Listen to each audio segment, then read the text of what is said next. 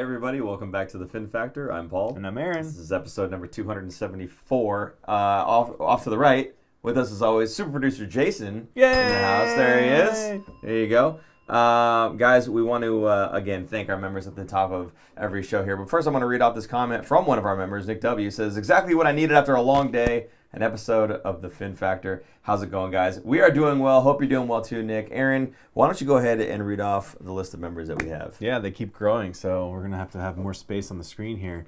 If you would like to become a member... Oh, I guess I'll just read these off first. Arnold De Leon, Brightcar75, Debbie Smith. It's also Debbie's birthday today. Happy birthday, Debbie. Frank Rojas, Crichton09, Lori Giroso Sholl, Michael Flores, Navy 47, Nick W., we just said, Robot Bay 89, Taylor Kearney, and the Tylers, Tyler McElroy, Tyler Myers, Tyler Payton, and Xavier Macy corrected us. Xavier like Professor X. Yes. So there you go. Thank you guys for being subscribers. If you would like to become a subscriber, please go to our channel. Or a member. Or a member, sorry. Not a subscriber. A member. And click on join on our channel. Oh, I can lie. It was, a lot last, month. Already started. Yep. Already started. Great start. All right. Yeah, if you want to be a member, click join. It's $2.99 a month, as Aaron was saying. Or if you just want to become a subscriber, it's a little button that says subscribe, clearly.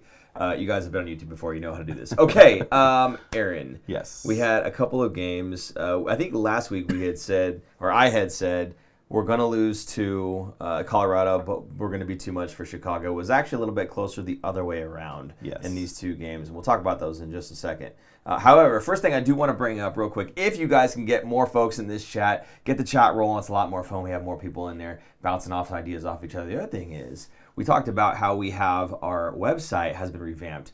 And we do have, we're going to talk about this at the end of the show as well, but we do have some of the products back up on there now. Is that correct? Yeah. Okay, so the products are back up there. They were down for a little while as we were kind of re-going through all of that stuff. They're back up. The shirts, the hoodies, the water bottles, all that stuff, it's available again. So just want to let you guys know. So if you want to go there, support the show, you can do that. TheFinFactor.com. There it is. That is a live view, if I'm not mistaken. There you go. Okay. And fantastic models there going on. I love it. The embroidered beanie looks fantastic. I'm going to have to get one of those. So just lots of cool stuff there. Again, a great way to support the show and also get something back in return. So we appreciate your support. Okay, Aaron, Chicago.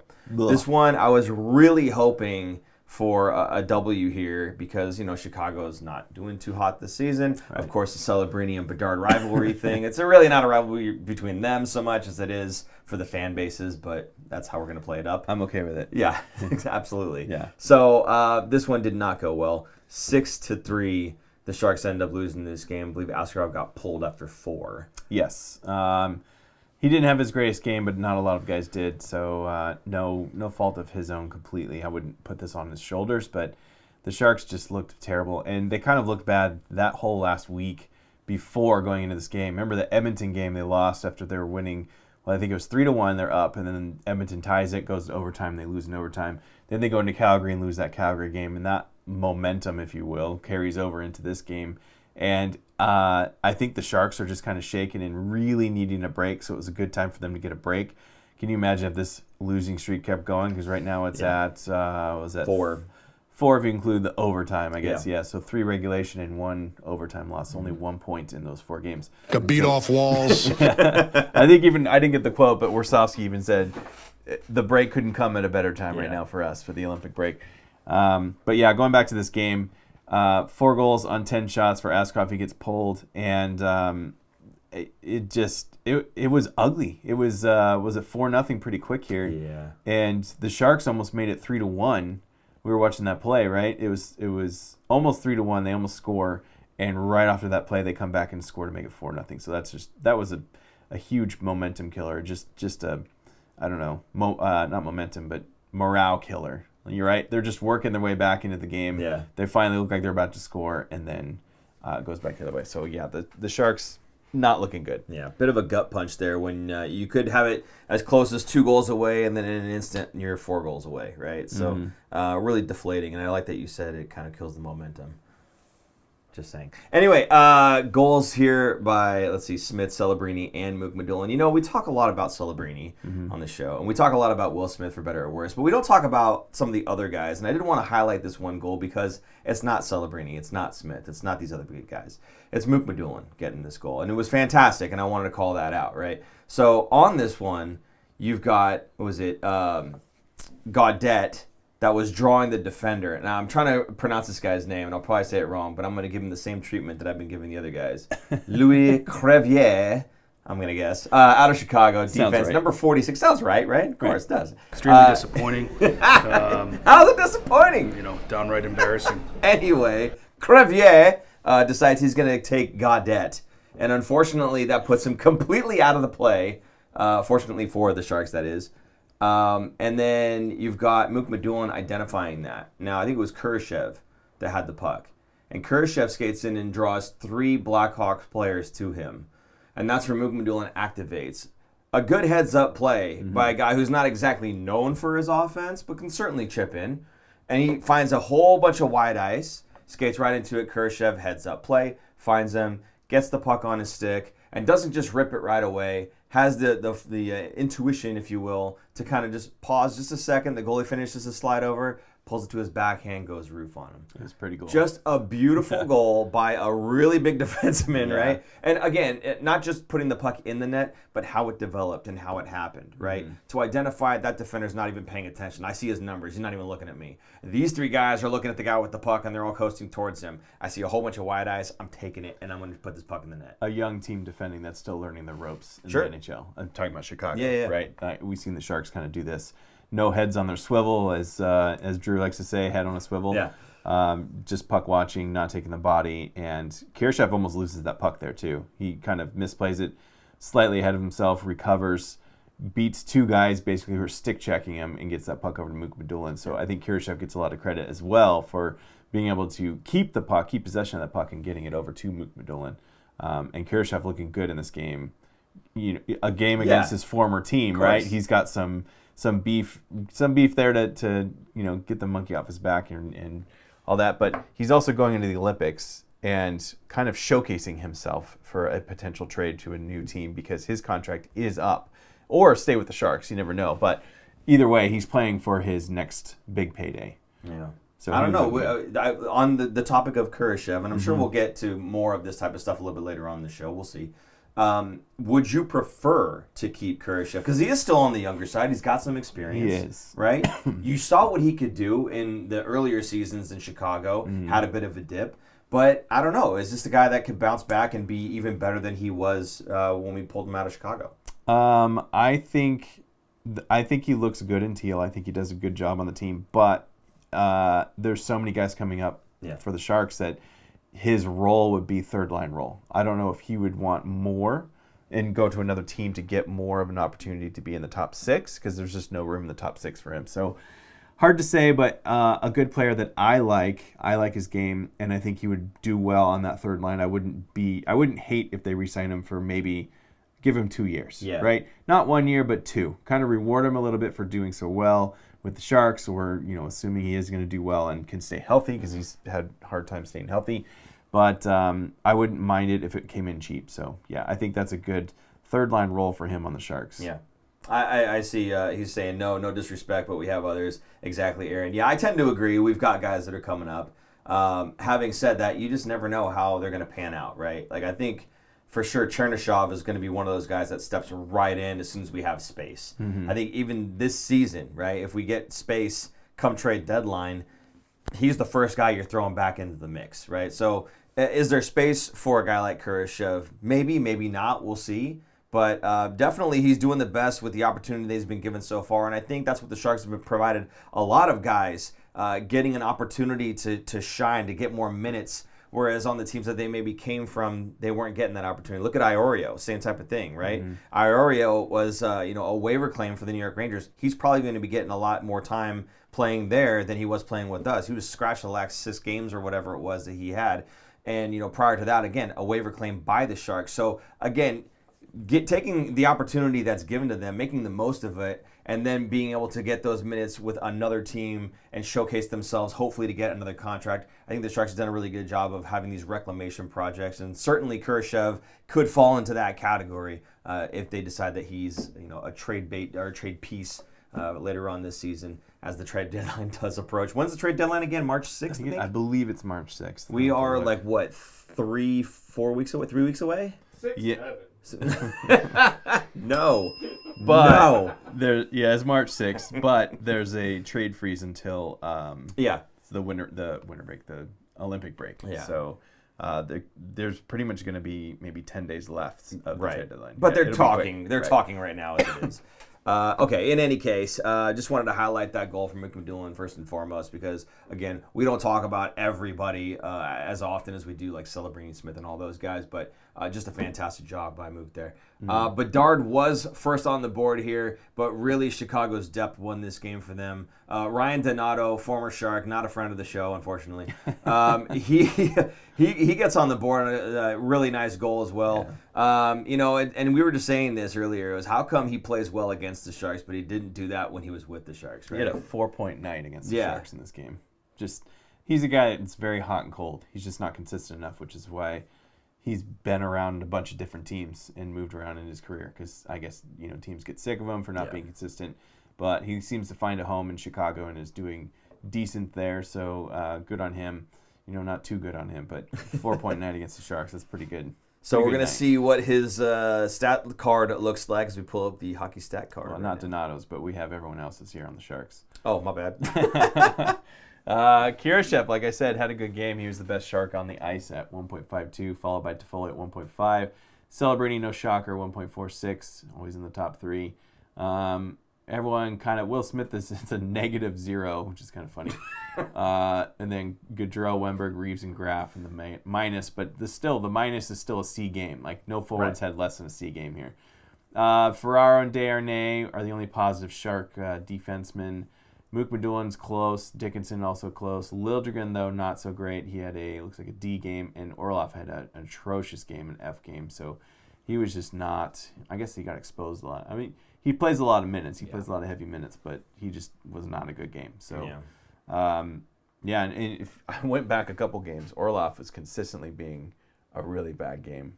Like, really? Yeah, in the last handful of games here. So the Sharks really need to step up their defense, not just Orlov, but Orlov, when he's not playing well, the Sharks' defense obviously is not doing well.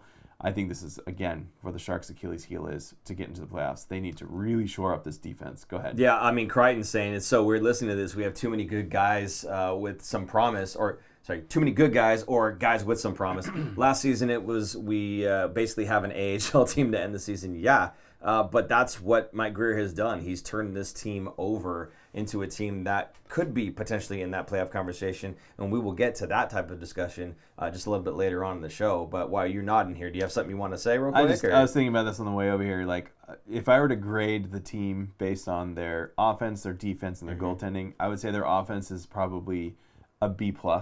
Like, it's good, but for it to get to an A-, that power play needs to be in the top 5 in the league. Yeah. Once that gets up there, the offense is going to be just humming. Because right now, the Sharks really do have good three scoring lines right now.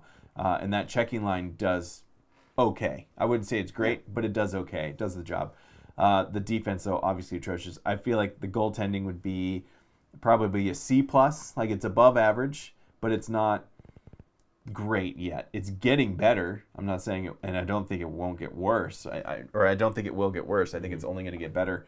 But the defense, I would give that a D. Like, right now, it's just it's awful. Once, if they get a couple guys here at the deadline and change that D defense to a C+ defense, the goaltending will also get bumped up to like a B-, B goaltending, and that will give them enough to get in the playoffs, hopefully. I feel like last week we were going to have a segment where we were talking about potential trade targets. I'm not sure how long the show's going to go, but maybe we do bring some of that up later on, because I think it is pretty interesting when we're calling out specific guys. Now, maybe not guys that we're going to call on the way out, because we kind of don't want to call guys out like that. But it might be interesting to hear a few names that maybe the Sharks are looking at to bring in to help solve that problem. We'll get there. Right now, we're going to finish up with the games that happened this previous week, and it's the Colorado game is the last one that we played before the Olympic break here, and it's a 4-2 loss, unfortunately. Now, we have talked a lot about defense not maybe doing so hot. I'm not saying Liljegren necessarily had a great game here, but gets us going, puts a puck in the net here. Now, remember this shot. This is the one that was the ground ball, the hopper, right? Yes. This was the shot that when I think it was Kelly was the defenseman's name or the player's name. Yeah, Wemberg puts it back to the point, and Liljegren one times it, Yeah. and I guess it's the forward at the point blocks it. I wouldn't say block it. He tips it with his stick so that the puck changes direction, hits the ice, and bounces like a knuckleball over, was it Blackwood's pad, right? It had like 2 hops. Yeah. So it hits the stick, it goes down, and it's fluttering, and then it hits the ice again and shoots up. Yep. And it went how is Blackwood supposed to stop? There's just no nothing way. you could do There's on that. no way, No. right? So, good on Liljegren, though, getting the puck on net. Doesn't matter how it goes in, just that it went in. So good on him. And then another name, again, Kurashev. Yep. He's doing a great job right now. If you're saying he's trying to play for the next contract or he's trying to play for that trade, you can't ask for much more than what he's doing right now. Gets a really great assist in the previous game, gets on the board here in this game, and he's got wheels too. He's been moving, motoring around pretty good. So yeah, this goal was him poke checking at the point on defense and stealing the puck and going the other way, and gets, I wouldn't say, I guess it's a breakaway, almost a breakaway. It becomes a 2-on-1 with, I think it was Colin Graff pushing to the net and causing some interference there. Look at this Colin Graff. Real quick, actually, are we saying that one yet? No. What? With the Colin Graff thing? No. Are we doing what? We're doing no? Okay, never mind. I guess Speaking we're not in doing it code? yet. We're not doing It's it. not live on the site. We're not saying it yet. Okay, never mind. But pay attention because we will have something specifically about Colin Graff available to you guys shortly. I'm not sure when. Anyway, what else did we want to say about this game? Now, it was Kiefer Sherwood's debut here. His debut, Yeah. yeah, he looked all right. A very different look for the Sharks, having a guy that's just hitting guys out there. I thought, he's going to be rusty. He wasn't going to be, scoring a bunch of goals and taking over this game. It's not like adding another Celebrini where it's very noticeable. So good for him to get a game in before the break, kind of break the ice with the team and get out there and feel good about yourself, and then go into the break and probably hit in the weight room so you can kind of get back into shape a little bit more, because he's been out for a long time. He's been out for, I think, almost a whole month or something. So good on him to showcase what he can do. I thought the Sharks did well in this game to come back. They went down 2-0, but Askarov. So I was at this game, and I actually have some pictures here from when we were at the game. So I snapped a couple of these, so we can just cycle through these real quick. This is who I went with. These are my buddies. 2 of them used to live in San Jose, and they moved out to Colorado a couple years ago. And then another friend of mine from college who I haven't seen since college, which was a very long time ago. So we all went together. They all live out in Denver, so I linked up with them and went to the game. I was gonna say you have a ton of friends, but I it's have just the people so in the many. front. Yeah, just okay. so many. Just the people in front. I don't have that many friends. So it was fun. Went to the game. So what's cool is this is their last home game. So they celebrated all the people going to the Olympics. So they had the big flag out for each player that was going to their respective teams, and then they would skate out there and stand in front of the flag, and everyone would cheer and we'd go, yay. So then here's another shot of the arena inside. It was pretty cool. One thing I will say, which was awesome, I was pleasantly surprised with the amount of Sharks fans in attendance. Nice. There was, I would say, I went to the Seattle game and there was a lot. Yeah. And that's It's just north. right. Yeah. That's just north. It's close, and I'm sure there's a lot of transplants from the Bay Area in Seattle because of all the tech that's in Seattle. Right. Colorado, kind of the same thing. I think there's a lot of people from the Bay Area that go to Colorado, or at least did during the pandemic, maybe moved out there. And then a lot of people going to college out there too, because it's a big college town in Boulder, which isn't that far. Yeah. So I would say there was probably like 15%, 20% of the crowd were in Sharks gear. More than I thought for a Colorado team that's destroying everybody in the league. I was pleasantly surprised.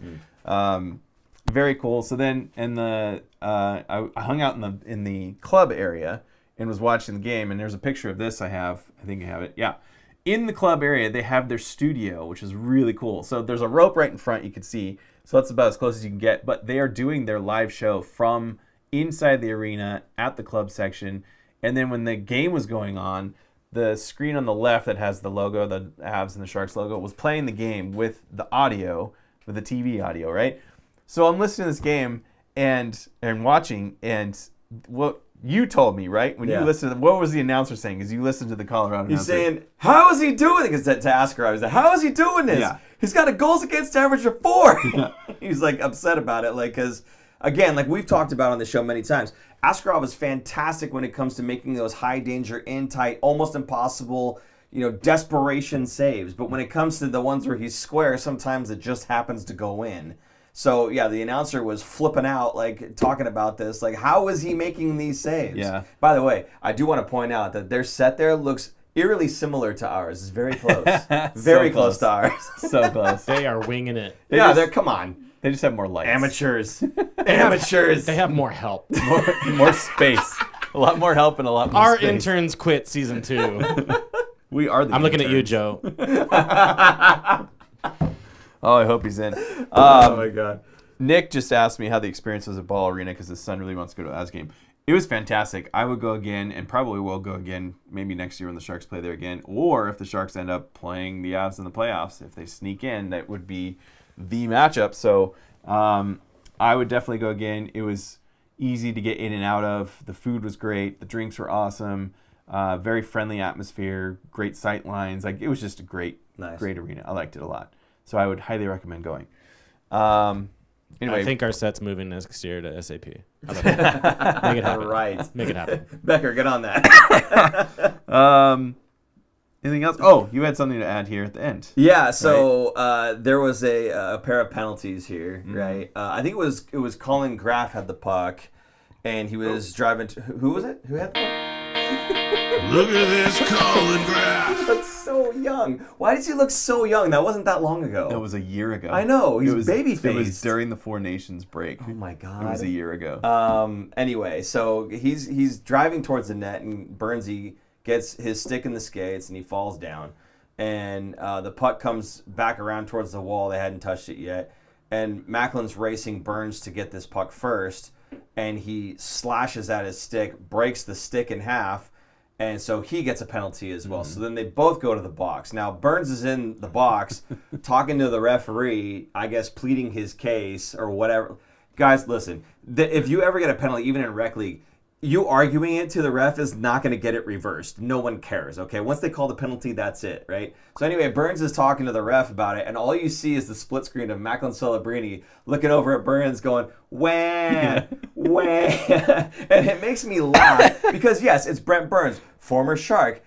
He clearly knows Brent Burns. He's living with Joe Thornton, and they're buddies and everything, right? So I'm sure, like, Burns didn't take offense to it or anything. It was probably just the little brother just kind of teasing him or whatever. Little brother, it's their son. Well, okay, sure, but It's a 21-year difference. He's 40 and Macklin is 19 years old. you know what I mean. But yeah, so anyway, it's like the little guy just kind of pestering you. So I don't even think he took offense to it necessarily, but it's just really funny seeing them or just Macklin, I guess. Having the, I don't know, I guess the confidence and the gusto to look at a veteran in the league who's done a lot in this league and be able to look at him and go, wah. It's just too funny. If you haven't seen it, you should go look it up because there are GIFs everywhere, all over online for this thing. It's hilarious. Very cool. Anyway, I just wanted to bring that up because I thought it was funny. We'll go ahead and hit the hockey stats card now. Yeah, let's take a look at this graphic here. Once again, Kurashev, like I said, had a great game. 2.51. Double more than the next player, Barclay Goodrow, who had 0.95. Good for him. Celebrini, one of the rare games where he did not play well, and a minus 0.84, which is just a C game. Wah! Poor guy. Will Smith also a minus 2.22. I mean, at this point, they're looking at vacation, right? They're staring at this big, long break that they have. Celebrini's going to be playing, but all the other guys are just like, oh, I can't wait to go on my vacation. Then we got Lil Jagger with the game with his goal, 2.16. So it's pretty good. Mook, another good game, 1.61. Darnay, 1.55. Klingberg, -3. Orlov, -2.63. Another Orlov. Yeah. Just not good. And I'm not trying to bag on Orlov. I'm just pointing out the fact that he's just not had a good last 2 weeks here. Yeah. And the team suffers when he does not do well. So I'm expecting him to bounce back. But the Sharks go as he goes, essentially. We just I haven't seen that in a while. That's fantastic. Yes, and on the topic of we just stunk and Orlov having a bad couple of weeks here, and the Sharks in general having a bad couple of weeks, we go to our roll call question. Aaron, fire away. Tell us what city you are watching from, and can the Sharks recover and still make the playoffs this season?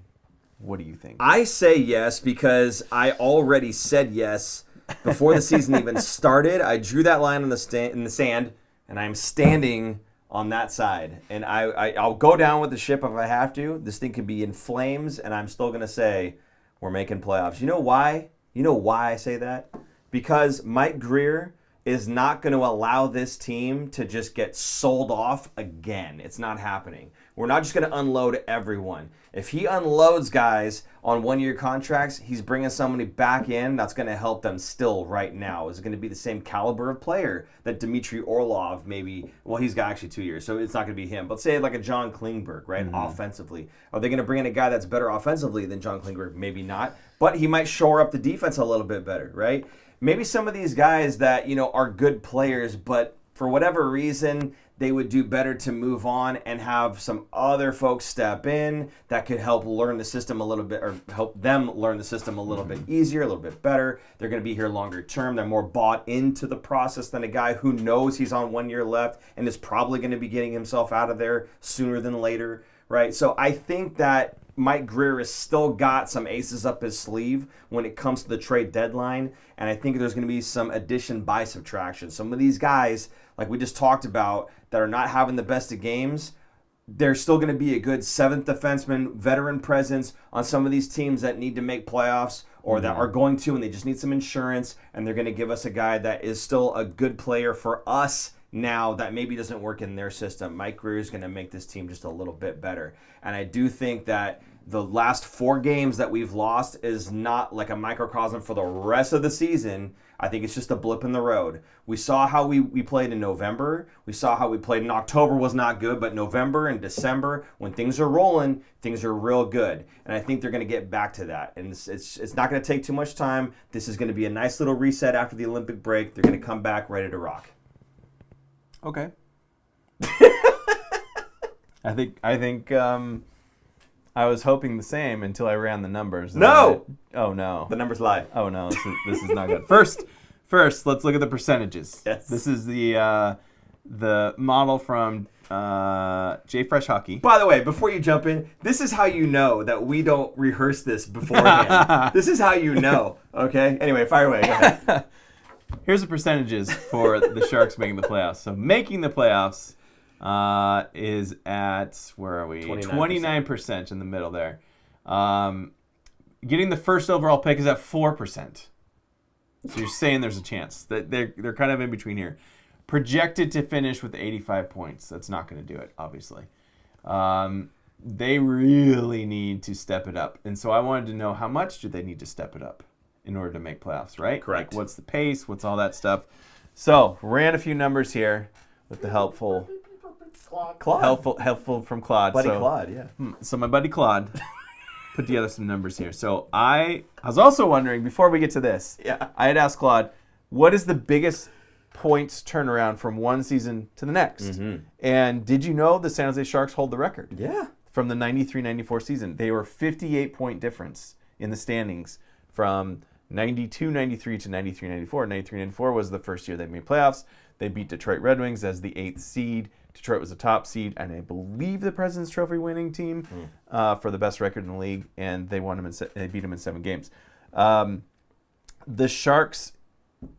Okay, I'll come back to that. Yeah, okay. yeah. Now going into how many points do the Sharks need? Roughly, I'm thinking 96 points is usually where they're going to need to be, to 95, 96 points. So let's look at the first graphic here. This is the first one that we have from Claude. Nope, next one. There we go. This is looking at the last 4 seasons on the green numbers. These are how many points the last seed got. the bottom seed. 96, 98, 95, 97. 4-year average, 96.5.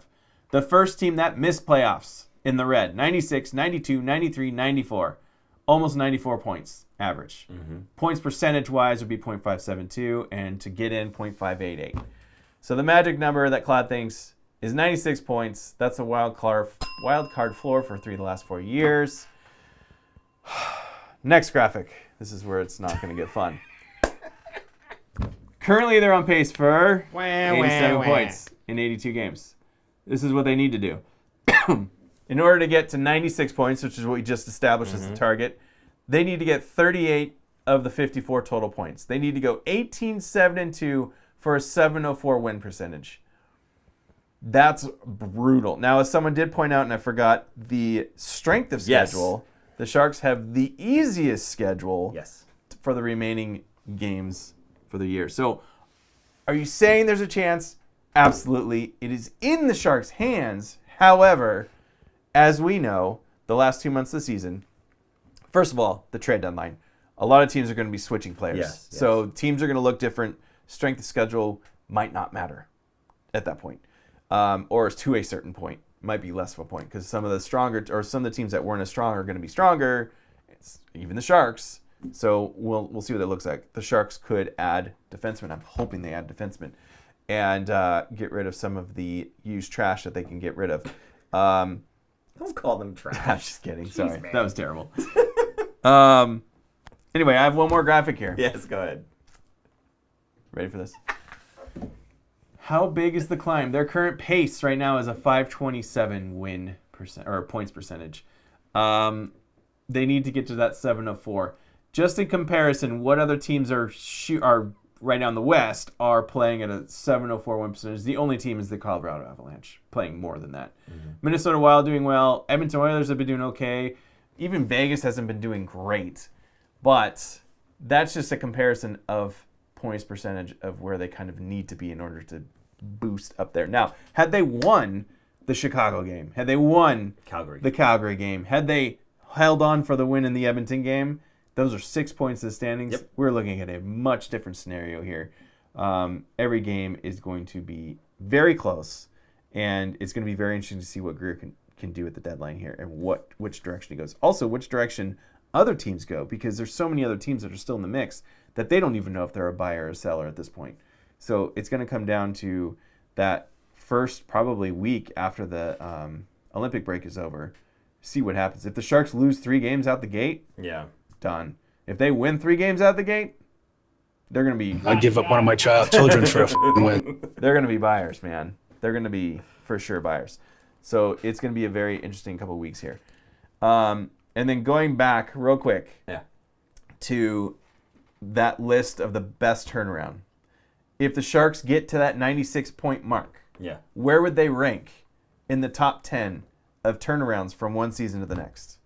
That would put them in, 4th? 5th all time at a 44-point difference from last year to this year if they get to 96. So they'd be change. 1st and 5th on that list. 1st and 5th for all-time turnaround. So it would be a historic turnaround if they were to make playoffs this year. The franchise has done it before. Whatever. The franchise can do it again. The franchise didn't have Macklin Celebrini before. Over 30 years ago. Yeah, exactly. They had the professor, Larionov. Oh, okay. And they had, I forgot what Makarov's nickname was. No clue. I can't remember what it was.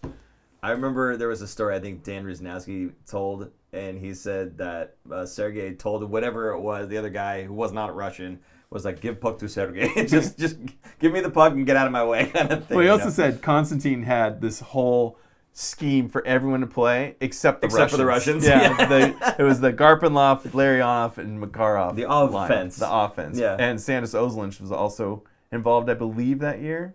I think so. Yeah. Anyway. Yeah. Okay. Yeah, so they're 5 points out of the final wild card spot right now. Yep. What else here? So they have the least amount of games played. That's the other thing. Games in hand. They're exactly. So they've only got 55 games played.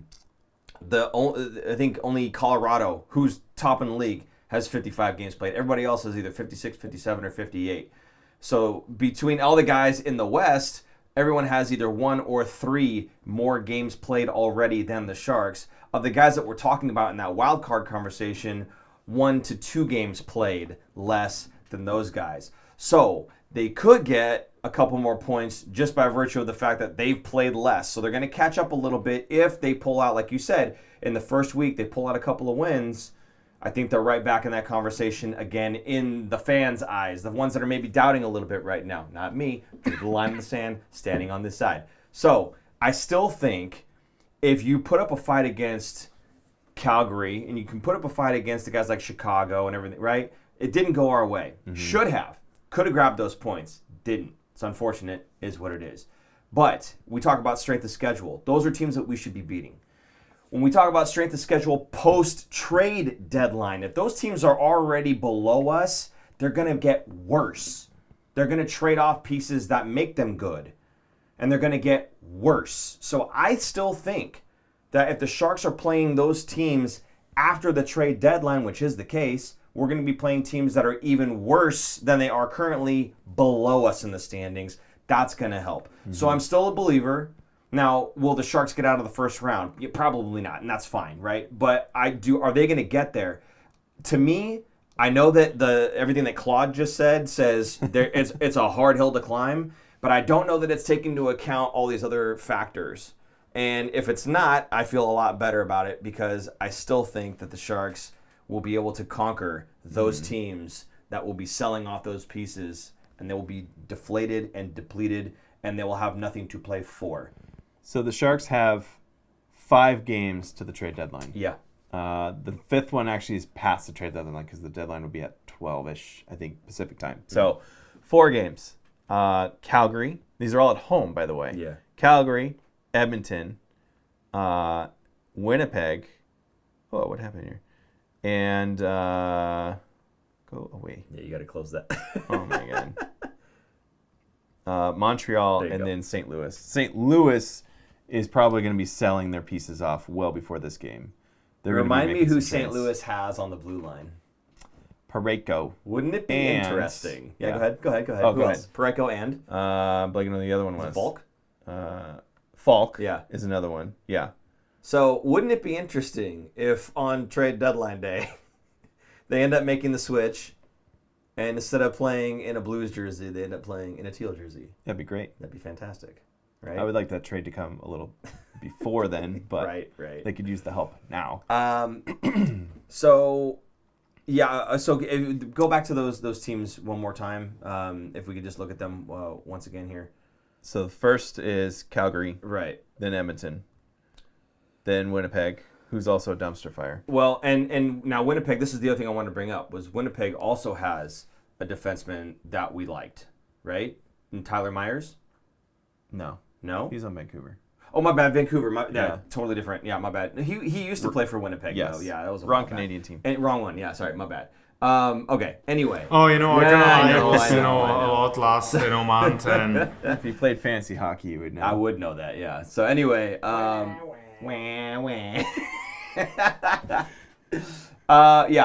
so 5 games to get to the trade deadline here. I don't know. I still feel like he's going to make the team better by the trades that he makes. I know there's some guys that are on 1-year contracts that are going to be going out, and that should mean that we're worse for it.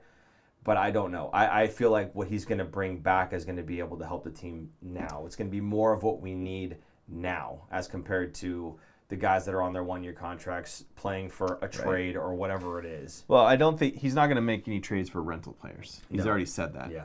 Or at least he's not trading first-round picks for rental players, is what the actual quote was. But he's always looking short, mid, and long-term for the team. Parayko, I believe, is he 30? Let me look that up real quick. And while you're doing that, don't forget, He's 32. Guys, Kiefer Sherwood has only had 1 game. And he's just coming back from injury on top of that. So not only has he not been playing for a little while, he has no idea about the system that he just got put into, and he's only had 1 game of experience. Kiefer Sherwood came out of Vancouver and was leading their team in goals. and he led the league last season in hits at 440 hits. Not just leading the league, setting a record for the amount of hits in a season. So if he can do anything similar to that on top of what the Sharks have already been able to do, imagine if he had been playing, for the Sharks for maybe like a few weeks. Since the trade? Yeah. Well, right. Okay, since the trade, sure. But even then, a few weeks prior to the trade, let's say he was healthy and we got him on this roster and he had a chance to kind of catch up with the system and what everybody's doing, right? What my role on this team is. I mean, you can imagine that those games that we had that we were ahead and lost, or that, we should have won that game against Calder. We should have beaten the Blackhawks. We had Edmonton, right? And instead of taking 2, we take 1. If we had a healthy, ready to go, knows the system Kiefer Sherwood, I think those games might have gone a different way. And I think that only adds to the fuel for the Sharks. Again, playing against teams that are probably going to be selling off a lot of their parts that make them decent when they're still below the Sharks. I think he's going to be a big part of that. Yeah, I agree. And someone just asked, any clue we're looking at AAV in years-wise to extend Sherwood? I don't know. I don't even really care at this point because they have until the end of June to really make an extension here. They don't have to do it. I feel like the number during was the season. Guest number was like 5x4, $5 million, 4 years, something like that. Yeah, and I don't know if I think the term is the problem. He wants more. Yeah, and I think Greer wants less. I think that's the sticking point, kind of. To your point earlier, though, for a player, I understand the want to have a longer term. Obviously, you're secure, but at the same point, same time, you've got the cap going up, so it does make sense if you are confident in your health and your ability. It would make more sense to go on a shorter term, knowing that the cap's going to go up, and if you can produce, then you're not locked in at $5 million for the next 4 years. Instead of being able to get maybe $7 million after 2 years worth of playing, and you've kind of upped your value a little bit. I mean, the problem with Sherwood is he's kind of a late bloomer, so he's already 30. Right. So he's looking at this contract and maybe one more, right? Before he's really getting towards the end of his career. Yeah. So he's really only got two more paydays left. Especially if you're a guy that's throwing 440 hits in a season. Exactly. Yeah, it takes a toll. No, you're right. Okay. What else do we want to say about this, by the way? I mean, you started going into players, so...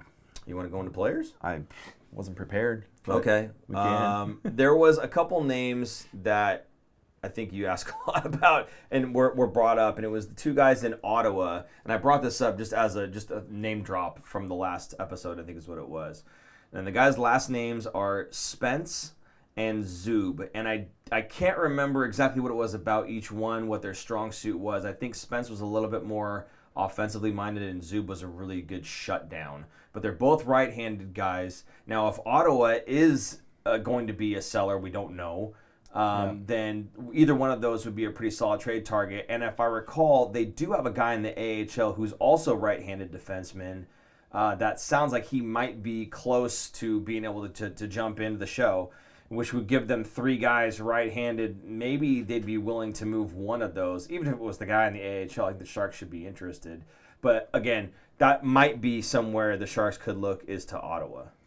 Yeah, and Ottawa is kind of on the outside looking in the East. It's too bad they're not in the West because they would actually be in the playoff hunt. They're at 63 points, which would put them in almost a division lead for the Pacific. They'd be tied with Seattle right now for the 3rd in the division. But they are sitting in 5th in the wild card in the East. So they're still kind of in it. They're going to have to wait until the trade deadline or closer to the trade deadline to see where they really fall and if they're going to have to start selling pieces. But they're kind of on the up and up, a team that is on the up and up. So I don't see them selling any pieces off unless they're bringing in a player that's a player to win now, kind of. And maybe selling off one of those defensemen because they do have a glut of defensemen, especially right-handed shot ones. So they know it, and the price is going to be high. That'll be the problem. So who are the Sharks going to want to get rid of with a high price like that? They're going to have to get rid of a player like maybe Colin Graff or something. Look at this Colin Graff. It's so fast on the trigger, man. Jeez. It's a foot pedal now. My point is like a guy that's going to be able to play now, probably growing with their team as well. So it would hurt to get somebody from Ottawa, I think. At the same time, look at what the Sharks have in excess of, right? We do have an excess of young, talented forwards, and not all of them are going to make it. Kurashev is a good trade bait here, and his stock is only going up with the way he's playing right now, and he's playing in the Olympics for Team Switzerland. So if he can turn that into something positive and good, have a really good showing at the Olympics, even if they medal, like that would be incredible for them. They're kind of not so good odds to do that, but you never know. Like anything could happen. So I think his stock is kind of going up right now. I think that'd be a great trade for both teams. Like Doug Wilson used to say, it's not about getting one over on the other guy. It's finding needs for both and making it work, right? And I think this is definitely one of those ones that you could make it work. Other guys that we had talked about, so the Ottawa aside, I know you had a couple. We talked about Parayko. We talked about Falk potentially out of St. Louis. I mistakenly said Myers out of Winnipeg. I meant Vancouver. Vancouver's obviously selling. Is there anybody else that you have kind of targeted thinking, this is somebody that maybe the Sharks could go after that's actually available, not just kind of a pipe dream, but, the team might be selling? Yeah, Nashville I thought would have been interesting, but they are now right behind the Sharks or ahead of the Sharks in the standings by a point. Now, points percentage-wise, they aren't, but interesting that Barry Trotz, I think, has had an atrocious GM period with Nashville. He was a great coach for a long time for Nashville. He took over as the GM, and he just recently, as in a week ago, stepped down as the GM. So he's still like president of operations, some kind of title, still with the organization. He didn't get fired, he didn't leave, but he's stepping down, and they're now looking for a GM replacement. Now, he's still probably involved in making trades, but that also means they might be off the block, kind of, in trading away in their assets. So, to me, that'll be a tougher sell. I think Calgary, St. Louis, Vancouver, even Winnipeg, which is so bizarre that they're so far down the standings, they might be looking to sell now. So, you want to pick up Mello again? Yeah, Dylan maybe. I don't think he would be quite the answer. No. I mean, he's a good defender, but not kind of really. He's right-handed, but I don't know. I think he'd be okay. He wouldn't be in the long-term plans. He's still kind of old. I still like Parayko. I think that's the best bet because he's such a large dude who is responsible defensively as well as can move the puck, and that's kind of the harder thing to find. And right-handed shot. So that's what I think the Sharks really need is a really good shutdown top four defenseman that's right-handed shot. He doesn't even have to be offensive-minded, but the fact that he is helps. So I think that could be good. Justin Falk's another one that's interesting, but he's not as good defensively, and his offense is not as good as it used to be. Also another kind of older guy. Better defensively than Klingberg, but not by much. So you'd be swapping one for the other. What's the point, right? So it's interesting. There's some other couple guys that were picked out. I think the Rangers could still work, like some of the guys on the Rangers, which was Schneider. Schneider was one, Braden Schneider, and there was one other one that was out there too. And I'm blanking on who it is Fox? now. No, we're it's not getting Fox. Fox. I know. No, the Sharks are not getting on Fox. Anyway, and I'm just focusing on right-handed defensemen. Yeah. The Sharks could even pick up a left-handed defenseman. You never know. Yeah, I mean, it worked with, it didn't really work, but that's what they did with Nick Leddy. They had him as a lefty playing on the right-hand side, and I guess that's what he normally does. He's used to going back and forth between the two positions. So I don't know if they have another guy in mind that is left-handed that could play the right-hand side, but regardless. Anyway, any other names you wanted to call out there? I mean, there's quite a few. So there's basically what we're getting at here is that there are definitely targets. There are definitely suitors out there for the Sharks to go and get somebody that is available right now. Teams that are not doing too hot that could help the Sharks right now. It's just a matter of what do they want in return, right? So again, if you're not subscribed, now's a good time because it's going down. It's going down the next couple of weeks. After the whole freeze with the Olympic break, like I said, 5 games, less than 2 weeks, 10 days, I think he said. And then there's going to be some movement. Dougie Hamilton was the other one out of There you Jersey. go. Yeah. He that's an interesting one because apparently the Sharks tried to trade for him over the summer, and he said nope with his trade clause. But now maybe he'll change his mind now that he's getting benched in New Jersey, and the Sharks are actually a good team now. So not in last place like they used to be. That's a guy who would also be like Parayko. Yeah. Big guy, defensively responsible, can be offensive, and would really change the team here and be a good mentor for Dickinson or someone. Do you happen to know what Arnold De Leon was talking about? It says Jack Hahn had an interesting trade idea with Montreal. I think, was Montreal the one that has, I think his name is Reinbacher in the AHL. I don't know that he would be available, but I don't know that that's what you're talking about. So if you could let us know, Arnold, kind of briefly at least, what they were talking about, that would be, oh wait, here, Breaker says he did, San Jose Hockey Podcast, is that San Jose Hockey Now, I guess, podcast? Brought up Line with a pick for like Liljegren or Klingberg. Yeah, see, I don't know that we need more offense. If that's what he was talking about. Yeah, Line for a D. Nah, I don't think we need another forward. I think we need to shore up the defense. It gets guy out of the roster on the defensive side for us, but I would rather bring someone. I use those pieces to bring someone in that's going to help out, keep the puck out of the net. As the Colorado Avalanche announcer had said, how's he doing this? He has a goals against average of 4. And I don't really put that on the goalies, right? I have a hard time putting that on them. There's so many high danger chances against. Really, their goals against and their expected goals against should be much higher than what it is. They're making incredible saves. It's just the D in front of them is just not doing a very good job of preventing those opportunities.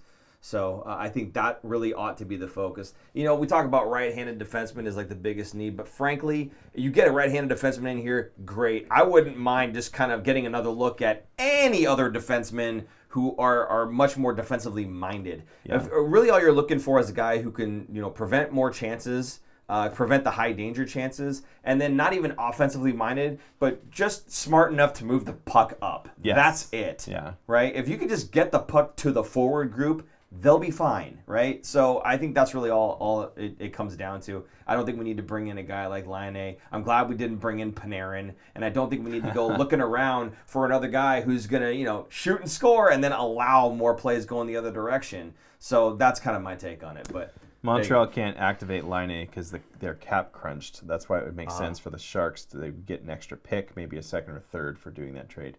I could see that if they could basically almost like a salary dump, like Laine for Klingberg or Liljegren to kind of move out a defenseman because the Sharks have too many.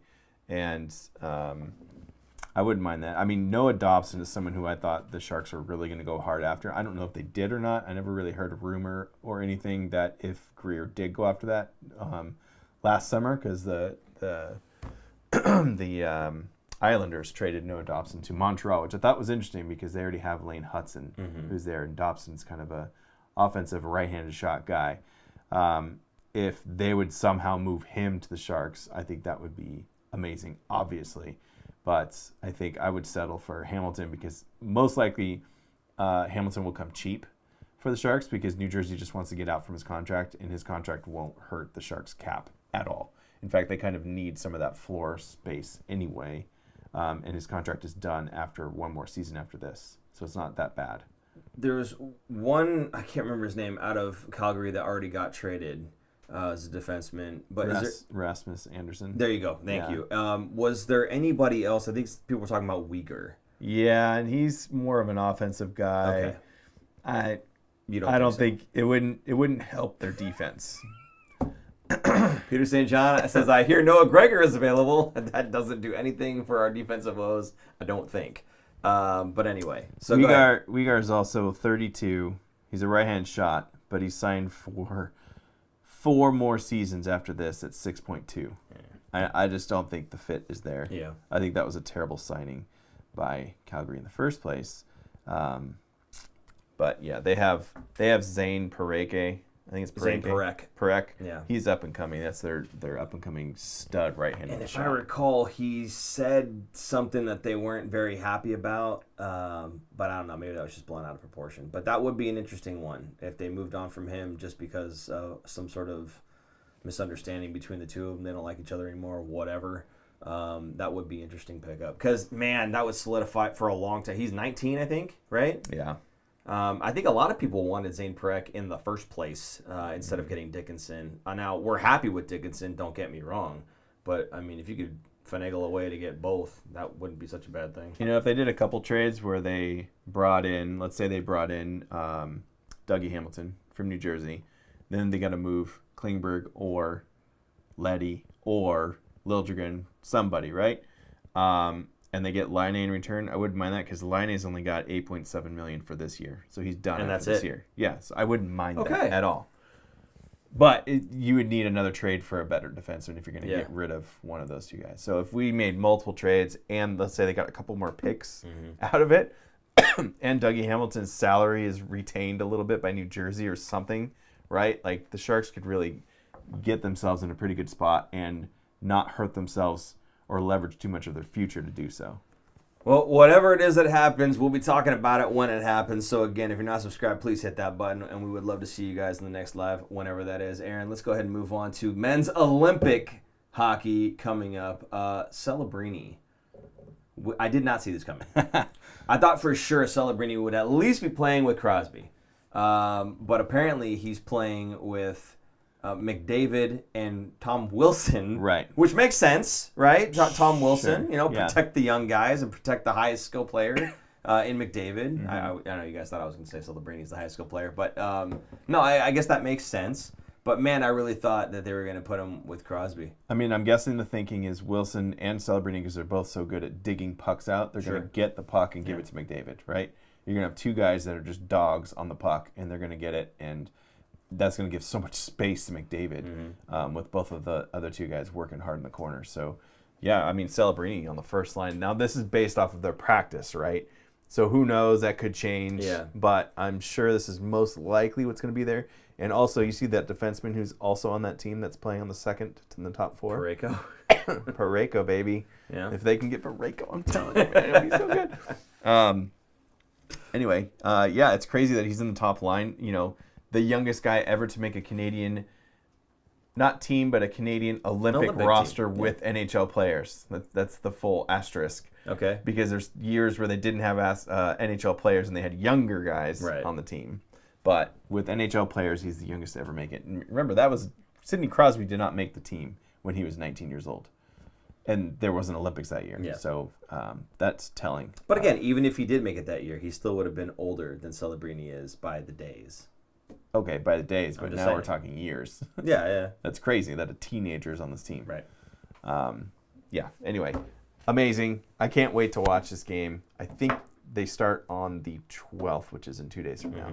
So I will be watching a lot of these games. I'm very excited. Do you think that the same type of thing is going to happen with Four Nations with Team USA? 3 fights in the first 4 seconds or whatever it was. They're not in the same bracket. Okay. Or they're not in the same group Yeah. to start. So we won't see them play until they get to the knockout round, Right. which would be crazy. And it will be late in the knockout round, assuming that they both win their groups. Yeah. It's going to be tough. A lot of people are criticizing the U.S. team because they did not pick up the leading American goal scorer right now in the league of Robertson, Jason Robertson out of Dallas. And I forgot who the second one. There was another guy that they didn't pick up, highly criticized for it. So it's interesting to see how they built this team. I think they built this team to be rough and tumble, the U.S. team, to combat against the Canadian team that is more skill-based. So it's fun to see which one's going to win here. So they're trying to bully the Canadians more than outskill them. When you have the Chuck brothers, and of course. this is where I'm going with this. So are we at all concerned for the safety of one Macklin Celebrini? That's a good question. I mean, Tom Wilson's on that line. If anyone's dropping the mitts on that roster, it's Tom Wilson. That means his line's out there. So I'm not too worried about Celebrini because it's his second year in the NHL and he's held up just fine. Other than the first injury that he had to start his career, he hasn't really missed any time. He hasn't. Right. I mean, knock on wood, right? He also hasn't really had a seeing red Brady Tkachuk just kind of jump him either. So yeah, I don't know. Well, he played against Tkachuk when his first game back of the season in Florida. Darnay planted him on his keister. Fantastic hit. Yeah, I don't know. I'm not too worried about it. You just can't play scared. So Yeah. yeah. Yeah, Crosby, McKinnon, Celebrini, McDavid, and Makar on power play 1. I thought he was on power play 2, Celebrini, but I don't know. Maybe I'm wrong. How awesome is that, man? As a 19-year-old, not just making the team. I'm telling you, he's going to be the future captain of this Team Canada team once those guys are kind of aging out in the next Olympics or Four Nations Cup or whatever. He's the future of Team Canada. It's amazing. It's amazing to see. I mean, the Sharks had Thornton and Marleau in their heyday, right? They were never the captain. Crosby was the captain. Yeah. So the fact that the Sharks have the best Canadian player, in their eyes, the best Canadian player, the best youngest Canadian player who's going to be taking over this team is amazing. I'm excited, and it still blows me away how good he is every time I see him play. And then I just go, how is he? This is a 19-year-old kid. Yeah. I mean, at 19, I was doing stupid things, not playing in the NHL or playing professional sports. It's Get on with it. Oh, come on. Get on with it. Get on with it. Get on with it. Yes, get on with it. Are you getting a Team Canada Celebrini jersey? Get on with it! No, I want to know this. I don't care. No. No? No. I'm honestly, I would consider it. Yeah? I would consider it. Like, I have a lot of Sharks jerseys, and he's a fantastic player, and I wouldn't mind owning one of his jerseys, but maybe something a little bit different. Wait until they win a gold before you get a jersey. It's an accomplishment in and of itself that he's 19 years old and makes that roster. Sure. You know? Yeah. So I think that warrants the sale. I'm also not Canadian. I'm not so Canadian either, I'm but you know yeah. what? I'm proud of him. It's awesome. Got a Anyway, new Celebrini jersey between the two of you. what's that? There's a new Celebrini jersey between the two of you. Oh, That just here, go ahead. Pull it up You here. just get this? Yeah. Look at that. There you go. This is your jersey. That was mine. Got it. Okay, he purchased this one. There you go. Nice. Oh, I thought this was for me. No. It's a nice Very looking jersey. good. Okay. All right. What else do you want to say about this? Wenberg down in 4C For Team Sweden. for Team Sweden. Kurashev on the third line with Meyer, Timo Meyer for Team Switzerland. I thought that was interesting. Yeah. Team Switzerland's really kind of getting their NHL players throughout the lineup instead of stacking them all in the top 6. So Kurashev, I'm hoping he does some big things with Timo Meyer. That's kind of a good third line there for a team that doesn't have that many NHL players compared to, Team Canada, Team USA, who have all NHL players. And then Pavel Regenda playing for Slovakia, also on the third line here. These guys, I mean, Slafkovsky. Uri Slafkovsky. Oh, I cannot lie, it was, a lot last, month, and Former NHLer Tomas Tatar. And Tater. That's about it in their lineup, Yeah, right, really. for NHL guys. So not a lot there. That team's not going to go very far, but it'll be fun to see how he does. He's been doing so well for the Sharks in this last 2 months, 2 month and a half, really. So another trade piece possibly, too, for another team. So, again, if he does well in the Olympics, that's only going to up his stock in his trade value. And briefly, I'll touch on that. I do think that Regenda should be a trade piece because you can't put him in the AHL. He'll get claimed. He's not waiver exempt. I think this is, I want to say it just a flash in the pan, but I think he's absolutely overachieving right now. And if anybody's interested in his services and they're giving anything a little bit higher than what should be coming back, Sell him high. I think we do sell high on him. Yeah. I mean, he's been doing great, but you know what? Give him that opportunity because if not for the fact that he wasn't waiver exempt, he'd probably be back down by now, right? Because Chernyshov probably would have stayed up if they could have swapped those two. So I think it's a good opportunity for him to move to a different team because as it sits right now, I don't know that if anybody else comes back, he's probably going to end up sitting on the bench anyway. So I think that's definitely a good one is Regenda being on the move. I know we're not supposed to name names necessarily, but I do think that would be great for him and it would be great for the Sharks as well. So there you go. Anything else? There's the last... Or are we done with Olympic stuff? That was it for Olympics. Okay. Just it's starting in a couple days. So I would highly recommend, if you're watching Olympics, or if you're just a hockey fan, watch these games because they are going to be. Most of these teams are all-star studded teams, right? In the beginning games, they're going to be playing against the lower teams that don't have as many NHL players. So you're going to see a lot of goals. You're going to see a lot of guys doing some crazy and awesome stuff. It's good hockey. So check it out if you can. Okay, and then we're going to move on to the upcoming games. Of course, there are none. So, upcoming things from us. Well, there's things from us that's coming up. What are the things from us, Aaron? We are working on getting some interviews with some people lined up here. So in the coming weeks, while we have this Olympic break, we're not going to really be doing any live shows, I don't believe. And there's no trades. No, there's no trades coming. So we have an interview lined up. We're going to have Alan Hoshida on the show coming up later this week. Looking to go. Okay, me. I'm going to be gone for another tournament. I have to go to Boston for my kid. But Aaron will be here, and Aaron's going to have that conversation with Alan, but absolutely check in for that one. Anyway, what else now? Looking to get a couple players once the players come back from their break, similar to what we did last year with, was it Henry Thrun? Look at this Colin graph.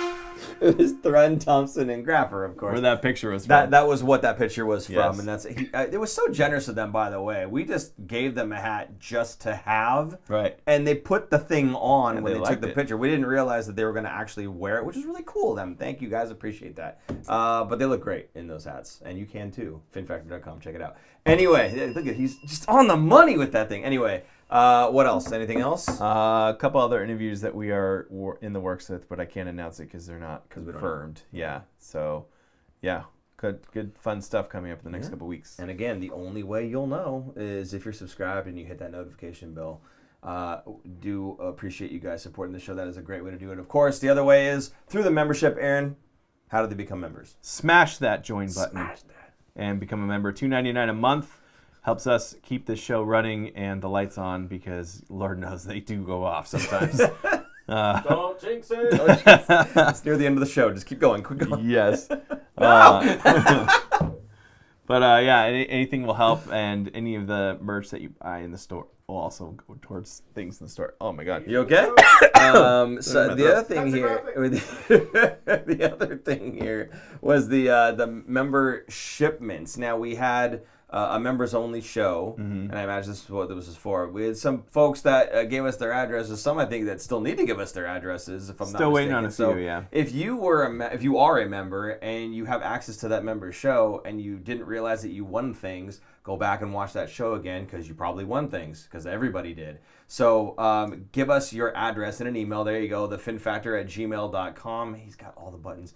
And then let us know what your address is so that we can send you the things that you won. We are still holding on to them. We don't want them anymore. We want you to enjoy them. So please let us know and we'll ship that out to you. Last chance to send your name and email address or your address to our email. When is that last chance by? Do we have a date? We do. We don't know what it is. Otherwise, I don't speak Bell. So whatever he just said, and if you could translate that, good for you. Aaron, is there anything else that we want to call out here? Yes, no, maybe? No. Okay. Let's do it. The green light reminded me. We talked about the membership. We talked about the store. If you guys go into the Super Chat function or to Venmo at the Fin Factor, either way, you can put a comment in there, and we'll read it out live on the show. Obviously, the show's pretty much over here, so maybe next time around. But yes, that's another great way to help support the show because we know you guys love doing that for us. So thank you so much. Anything else here you want to? I don't know. Nothing. Good. Nope. All right. Yeah. Any other plans for the rest of this break here, or you just? I will be going to Nashville at the end of the month for work. Fun. So I'll be gone for like almost a week. Okay. And then, and then the kids are on winter break. There you go. Which is always fun as a parent. Got beat off walls. Yeah, like I said, just have that tournament in Boston. Very much looking forward to that. The kids are working hard, and they've earned these East Coast trips and whatnot. So definitely looking for that. You guys should be looking forward to the next episode with Aaron talking to Alan Hoshida. Until then, for super producer Jason, I'm Paul. I'm Aaron. And we will see you guys When we see you. whenever we see you. Bye-bye. I speak Bell now. That says bye-bye. Thanks for tuning in. If you like this episode, check out our other content, especially interviews. You can interact with us directly through social media at The Fin Factor and on Instagram at Fin Factor. And don't forget to join our live streams on YouTube. Visit our website at thefinfactor.com, where you'll find all of our episodes as videos or podcasts.